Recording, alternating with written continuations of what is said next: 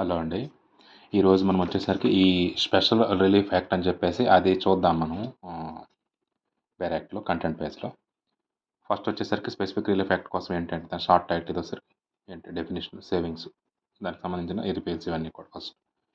Next chapter 1లో మనకి special relief అంటే ఏంటని చెప్తున్నాడు. సెక్షన్ 5లో ఏం చెప్తున్నాడు, recover of specific immovable properties. ఏదైనా మనకు ఒక ల్యాండ్ డిస్ప్యూట్లో ఉంది, లేకపోతే ఒక ఇల్లు డిస్ప్యూట్లో ఉంది, అది మనకు కావాలనుకున్నప్పుడు దానికి వేసే ఫస్ట్ సెక్షన్ 5 అనమాట మనకి. Okay, suits by persons disposed of immovable property. అది వెంటనే మనకి కోర్టు ఇచ్చేదానికి రిలీఫ్ ఇచ్చేదానికి 6 వేస్తారనమాట మనకి. ఇమ్మూవబుల్ ప్రాపర్టీ కోసం వేసే సెక్షన్ 5, 6 వచ్చేసరికి వెంటనే ఇస్తుంది అనమాట రిలీఫ్ మనకి. 5, 6 ఈ రెండు జాయింట్గా వేస్తారు. నెక్స్ట్ 7 ఏం చెప్తుంది, recovery of specific movable property. మన లైక్ బైక్స్ ఏవైనా మూవబుల్ ప్రాపర్టీస్ పోతే దానికి మన సెక్షన్ 7 అనమాట మనకి. నెక్స్ట్ సెక్షన్ 8 ఏం చెప్తుంది, liability of person in position not a owner to deliver to persons entered immovable position. ఎవరైనా ఇంట్లో ఒక టెనెంట్గా మనం ఉన్నామనుకుందాం అనుకోండి, అప్పుడు ఓనర్కి మాత్రం రైట్ ఉంటుంది. ఆయనకి మనకి ఏదైనా డిస్ప్యూట్ జరిగింది అనుకోండి, ఆయన ఖాళీ చేయమని చెప్తే వెంటనే ఆయన పొజిషన్ మనం ఖాళీ చేసి ఆయనకి ఇచ్చాలి. అది 8 అంటే ఓనర్ లయబిలిటీ ఉంటుంది మనకు, టెనెంట్కి ఉంటుంది. సో అది. నెక్స్ట్ చాప్టర్ 2 ఏం చెప్తుంది, స్పెసిఫిక్ పెర్ఫార్మెన్స్ ఆఫ్ కాంట్రాక్ట్. ఇందులో చూడండి, స్పెసిఫిక్ పెర్ఫార్మెన్స్ ఆఫ్ కాంట్రాక్ట్ అంటే ఏంటంటే మనం మాత్రమే ఏదైనా పని ప్రత్యేకంగా మనం చెయ్యాలి. అది స్పెసిఫిక్ పెర్ఫార్మెన్స్ కాంట్రాక్ట్. ఓకేనా, అది చెప్పేది అంటే స్పెసిఫిక్ పెర్ఫార్మెన్స్ అంటే స్పెసిఫిక్గా మనం చెయ్యాలి, దానిలో పెర్ఫార్మ్ అవ్వాలి మనకి. అది దాని మీనింగ్ మనకి. ఓకేనా, అలా కాకుండా ఇంకెవరైనా వేరే వారితో చేయించామనుకోండి, అది సబ్స్టిట్యూట్ పెర్ఫార్మెన్స్ కాంట్రాక్ట్. మనం డైరెక్ట్గా మనం చేయాలనుకుంటే స్పెసిఫిక్ పెర్ఫార్మెన్స్ కాంట్రాక్ట్. మనం కాకుండా సెపరేట్ ఇంకొక పర్సన్ ఎవరైనా చేయాలనుకుంటే సబ్స్టిట్యూటెడ్ పెర్ఫార్మెన్స్ కాంట్రాక్ట్. ఓకేనా, ఈ రెండు మీకు అందుకే సింగిల్గా వరుసగా చెప్పి అర్థమవుతుంది అనేసి. 5 నుంచి 8 అయిపోయింది. తర్వాత సెక్షన్ 9 ఏం చెప్తుంది మనకి, డిఫైన్స్ రెస్పెక్టింగ్ సూట్స్ రిలీఫ్ అని చెప్పేసి కాంట్రాక్ట్లు ఎలా అనేసి. సెక్షన్ 10 మనకి ఏం చెప్తుంది, specific performance in respect of contracts. Okay, ఎవరైనా ఒక ఇద్దరు కాంట్రాక్ట్స్ మనకి కుదుర్చుకున్నారు అనుకోండి. ఓకేనా, ఇద్దరు కాంట్రాక్ట్ కుదుర్చుకున్నారు. ఏ అనేవాడు బీకి 2 acres ల్యాండ్ ఒక 2 కోట్లకి ఇస్తానని చెప్పాడు. తర్వాత ఏమన్నాడు, 1 acreకి అడ్వాన్స్ కూడా తీసుకున్నాడు వాడు. 1 month పోయాక నేను ఈ ఏదైతే 2 acres ల్యాండ్ కూడా నేను 2 కోట్లు కాదు 3 కోట్లకి ఇస్తా, 1 కోటి రూపాయలు ఎక్స్ట్రా నాకు కావాలని చెప్పి అడుగుతాడు. అప్పుడు ఏం చేస్తాడు, బి అనేవాడు ఆల్రెడీ వాళ్ళిద్దరికీ ఒక ఇగోండి స్పెసిఫిక్ పెర్ఫార్మెన్స్ అయ్యిందనమాట, కాంట్రాక్ట్ ఒప్పందం అయిపోయింది వాళ్ళకి. ఒక అప్పుడు వాడు ఎవరైతే ఏ అనేవాడు బి అనేవాడి మీదని కేసు వేస్తాడు. ఎందుకంటే ఇది ఒక సింగిల్గా చెప్పా కదా మీకు, స్పెసిఫిక్ పెర్ఫార్మెన్స్ అంటే ఒక్కళ్ళు మాత్రమే అందులో ఉంటారు. నాకు ఇస్తానన్నాడు చేస్తానన్నాడు, వాడు నాకు ఇట్లేదని చెప్పేసి వేసే సెక్షన్ నెంబర్ 10 అనమాట మనకి. ఓకేనా, ఈ 10కి రిలేటెడ్ ఇంకొక సెక్షన్ ఉంటుంది చూడండి, 15, who may obtain specific performance. ఈ specific performance in respect of contract అన్నాం కదా, ఈ 10 ఏంటి మనకి, ఏ అన్నాడు బి అన్నాడు దగ్గర ల్యాండ్ కోసం అనుకున్నాడు, ఒక 2 acres ల్యాండ్ ఒక 2 crores. తర్వాత 1 crore పెంచేశాడు బి అనేవాడు. ఇప్పుడు నాకు ఇలా చేశాడని చెప్పి కోర్టుకి వేస్తాడు. ఈ ఏ అనేవాడే కాకుండా ఏకి సంబంధించిన వాడు వైఫ్, వాడి పిల్లలు, వాడి కూతురు, ఇలా అందరూ వాడికి సంబంధించిన రిలేటివ్స్ మొత్తం అందరూ వేసే సెక్షన్ మనకి 15, who may obtain specific performance. అంటే వాడు కాకుండా వాడితో ఎవరెవరి పర్సన్స్ రిలేట్ ఇక్కడ ఉంది చూడండి, persons for against home contact with స్పెసిఫికల్ information, వాడికి ఎవరెవరు రిలేటెడ్ అంటే చెప్పిన సెక్షన్ ఈ 10కి 15 పెయిర్ అనమాట మనకి. క్లియరా. నెక్స్ట్ సెక్షన్ నెంబర్ ఇదేంటిది, cases with specific performance contract connect with the trust of enforceable. చూడండి ఒకసారి, cases in which specific performance of contract connected with trust enforceable. Trust enforceable అంటే ఏంటంటే సింపుల్, ఏదైనా ఒక ట్రస్టీ ఉన్నాడు మనకి, వాడు ట్రస్ట్ అంటే అందులోనే మీనింగ్ ఉందన్నమాట, ట్రస్ట్ ఎన్ఫోర్సబుల్. ట్రస్ట్గా మనకి వాడు బాధ్యతగా ఉంటానో చేస్తానని చెప్పాడు. అలా చెప్పేసి మనకు సంబంధించిన ప్రాపర్టీని కానీ మనకు సంబంధించిన ఏదైనా కానీ అమ్మడం చేయడం ఏమైనా పాడు చేస్తే వాడు ఇలా చేశాడని చెప్పి మనం అగైనెస్ట్గా వెళ్ళి వాడి మీద కేసు మనం వేయవచ్చు, ఇలా చేస్తున్నాడు అనేసి విశ్వాసం లేకుండా చేస్తాడు. అది చెప్పేది సెక్షన్ నెంబర్ 11. ఓకేనా, దీని రిలేటెడ్ ఇంకొక సెక్షన్ ఉంది చూడండి, section number 17, contract to sell. ఇది contract to sell property by one who has no title not specifically enforceable. ఓకేనా, 11లో మనకి ఏంటుంది, cases in which specific performance contract act with trust of enforceable అని ఒకటి ఉంది. అంటే ఇందులో వీడికి రైట్ ఉంది. రైట్ అంటే ఏంటి, ట్రస్ట్గా ఉండేదానికి. అసలు ఈ 17లో contract to sell let property one who has no title, అసలు వాడికి రైటే లేదు, వాడు దానికి ఓనరే కాదు, నేను ఓనర్ అనేటట్టు ఫీల్ అయిపోయి ఆ ల్యాండ్ అమ్మాలని చూస్తాడు. అది సెక్షన్ నెంబర్ 17 మనకి. క్లియరా? అక్కడ మీకు అర్థమై ఉంటుంది జాయింట్, అందుకే జాయింట్ చెప్పాను మీకు నేను. నెక్స్ట్ 13లో మనకి ఏంటుంది, rights of purchaser of lessor against person with no title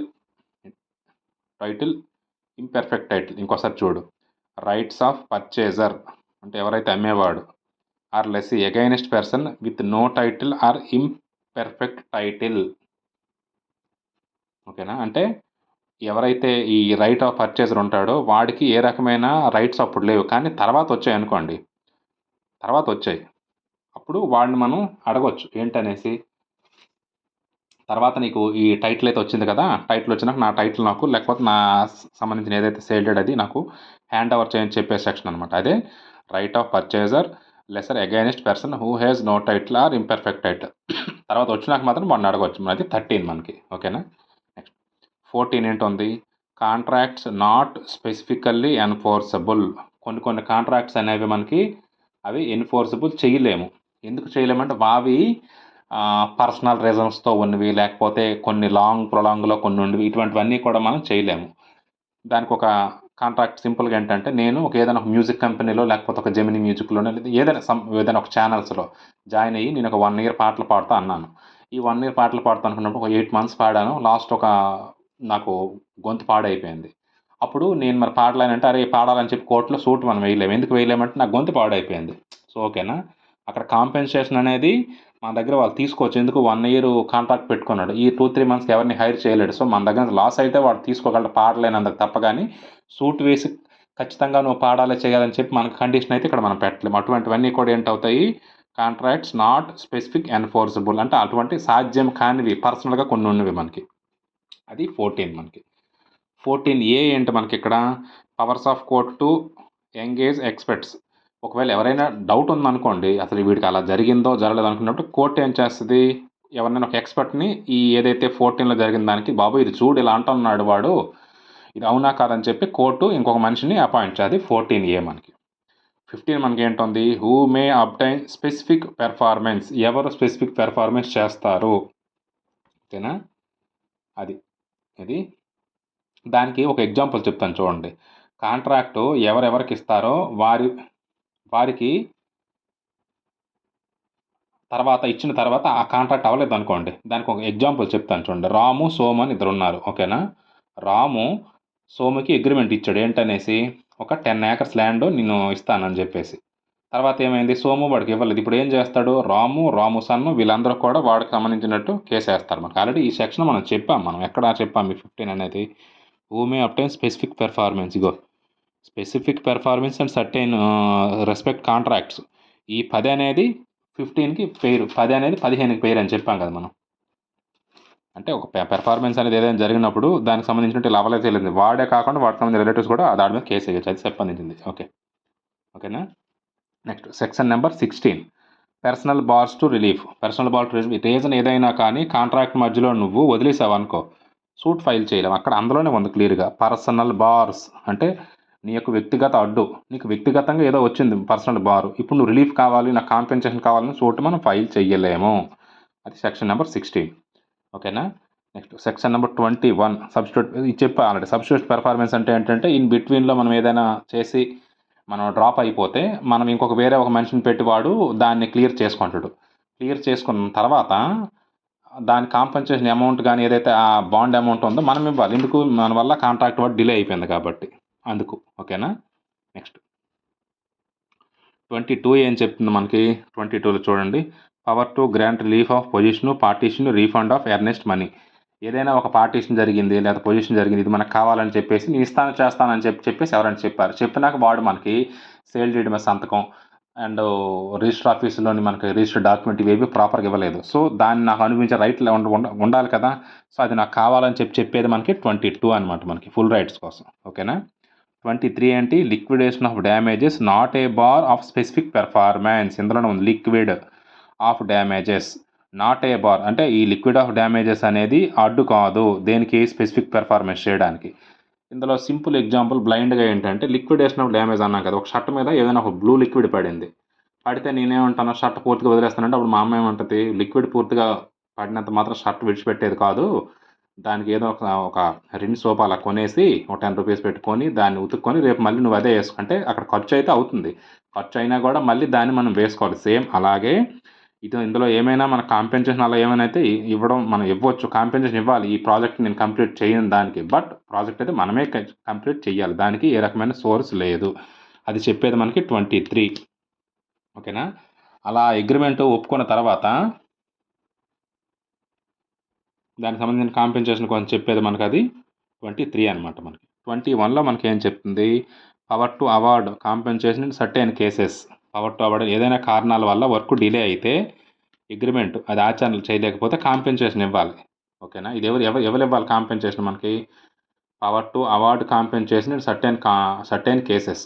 ఏదైనా ఒక పని చేస్తా అన్నాను నేను, ఇది power to award compensation certain ఏదైనా ఒక పని చేస్తానని చెప్పి ఆ పనిని నేను డిలే చేశాను, నా వాళ్ళకి అది లేట్ అయింది. సో అప్పుడు నా వాళ్ళు లేట్ అయినందుకు నేను కాంపెన్సేషన్ ఎవరికి ఇవ్వాలి, ఎవరైతే నాకు పని ఇచ్చారో వాళ్ళకి ఇవ్వాలి నేను, అంతే కదా.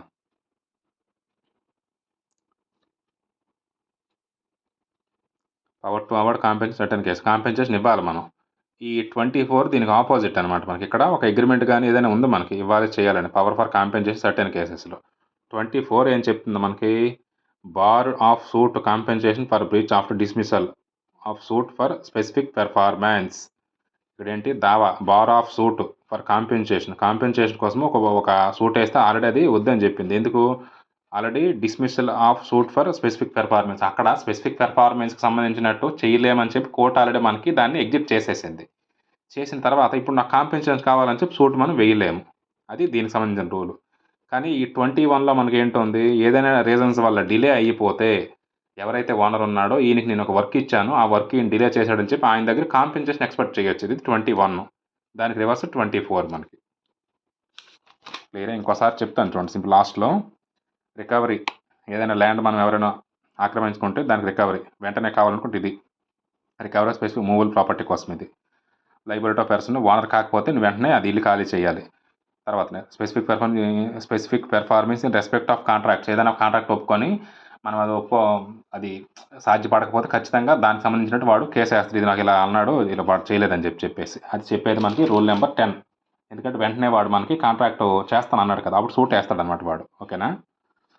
వాడే కాకుండా వాడికి సంబంధించిన రిలేటివ్స్ కూడా కేసు వాడి యొక్క భార్య, వాడు కొడుకు, వాడు కూతురు వేయచ్చు. అది చెప్పే సెక్షన్ మనకి సెక్షన్ 15 మనకి. ఓకేనా. 10కి 15 సెక్షన్ మనకి.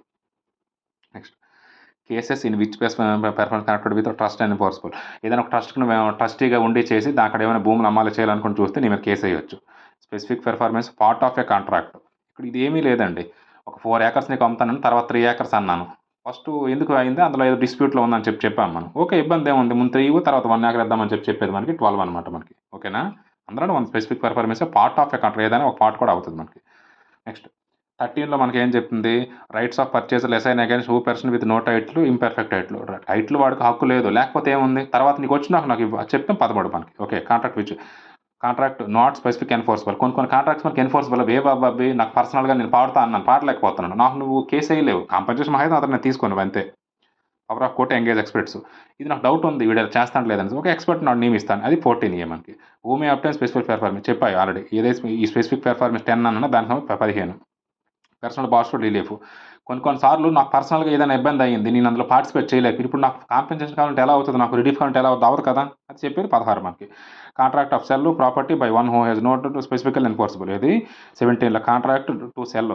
అసలు నాకు రైటే లేదు నేను అమ్మడానికి, అటువంటి నేను ఎలా చేస్తాను, నాకు కేసు వేస్తాడు ఎవడన్నా నా మీదని. Non enforcement excel variation. తర్వాత నెక్స్ట్ వస్తే రిలీజెస్. నెక్స్ట్ వస్తే సబ్స్టిట్యూట్ పెర్ఫార్మెన్స్. ఒక కాంట్రాక్ట్ చేస్తానని చెప్పి నేను ఒప్పుకున్నాను, పాడలేకపోయాను, నాతో వండేవాళ్ళు ఇంకొకరు ఎవరితో వండించుకున్నట్టు నా దగ్గర కాంపెన్సేషన్ తీసుకున్నాను, ఎందుకంటే నా వల్ల కదా డిలే అయ్యింది అందుకు. 21లో మనకి ఏముంది, power award of compensation certain cases. ఏదైనా ఒక అగ్రిమెంట్ జరిగింది మనకి, లైక్ ఇప్పుడు కాంపెన్సేషన్ కోసం అన్నాం కదా, ఎందులోని సబ్స్టిట్యూటెడ్ ఇందులో అన్నాం కదా మనం, ఎందులోని ఇక్కడ చూడు సబ్స్టిట్యూట్ పెర్ఫార్మెన్స్ అని చెప్పేసి ఒక కాంట్రాక్ట్ నేను చేస్తాను ఒప్పుకున్నాను, చేయలేకపోయాను, వాడు కాంపెన్సేషన్ ఇచ్చాను, దానికి సంబంధించిన సెక్షన్ ఇది 21 మనకి. పవర్ ఆఫ్ అవార్డ్ కాంపెన్సేషన్, ఎందుకంటే దానివల్ల డిలే అయింది నా వల్ల, వాడు కాంపెన్సేషన్ ఇవ్వాలి, నేను ఇవ్వాలి, రూల్ అది. ఈ 21 కాకుండా 24 అని చూడండి, ఆల్రెడీ ఒక సూటు మనం పెట్టాము, అది అది వచ్చేసరికి స్పెషల్ పెర్ఫార్మెన్స్ అవ్వదని చెప్పేసి కోర్ట్ అనేది దాన్ని డిస్మిస్డ్ ఆఫ్ సూట్ అది అవ్వదని చెప్పేసి, ఇప్పుడు నాకు కాంపెన్సేషన్ కావాలని అది అవ్వదు, అది 24 మనకి. ఓకేనా, 21 చెప్పా, 24 చెప్పా. Power of grant relieve position, partition, refund, earnest money. ఇప్పుడు ఏవైనా ఇవి ఒక అగ్రిమెంట్ అయ్యింది, వాడు నాకు మాటలో చెప్పాడు, డబ్బులు ఇస్తాను, అంతా ఓకే అయిపోయింది, బట్ నాకు అగ్రిమెంట్ చేయట్లేదు బాబు అని చెప్పి మన కోర్టు కేసు అయ్యేది, సూట్ అదొకటి. Liquidation of damages not a bar liquidation of damages not a bar of specific performance. Okay, కొన్ని డ్యామేజెస్ అనేవి మనకి లిక్విడేషన్ ఆఫ్ డ్యామేజ్, ఏదైనా ఒక లిక్విడేషన్ డ్యామేజ్ జరిగింది అనుకో, దానికి నువ్వు కాంపెన్సేషన్ ఇవ్వు, బట్ నువ్వు స్పెసిఫిక్ పర్పస్ నువ్వే దాన్ని చెయ్యాలి అని చెప్పి సెక్షన్ నెంబర్ 23. ఓకేనా, ఇంతేనండి. రేపు వచ్చేసరికి మనకి నెక్స్ట్ పార్ట్ చూద్దాం. చాప్టర్ 3, 4, 5, 6, 7, 8 ఇవి చూద్దాం. ఇది యాక్చువల్లీ ఇప్పుడు నేను చెప్పిన ఇవి చాలా ఎక్కువ, ఈ వచ్చేసరికి తక్కువ, రేపు చూద్దాం.